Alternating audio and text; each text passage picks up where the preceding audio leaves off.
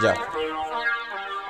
Pirmdien un svētdiena, kucei pietrūkst ēdiena, aiziet pie savu fāteri, bet darbu un kārtīgi pērienu. Solījās visiem, viņa vairs nebūs jauka, bet pret visiem skolas pušiem pielien kā mauka. Pirmdienās viņa uzvedas kā mauka, jā, otrdienās viņa dabūja pa galvu. Trešdienās viņa domā, ka viņa dīva. Ceturtdienās viņa sapisa savu dzīvi. Piekdienās viņu izmet no mājas, jā, sestdienās viņa vairs nezin, kur iet, jā, svētdienās viņa atkal pie puišiem lien, jā, atkal pie puišiem lien. Nu ko lai cik tu saka, tā ir tā malku nedēļa, jo viņa ir vienīgā vista, kas puišiem bērnus nedēv.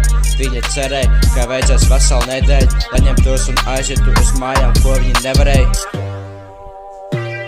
Jā.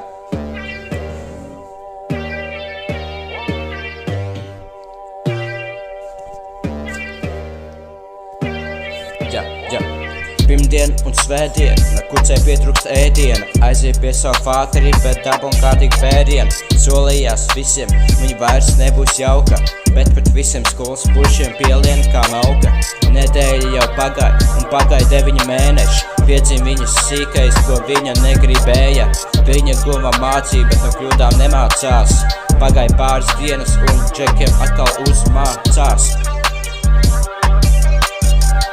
Jā, atkal uzmācās.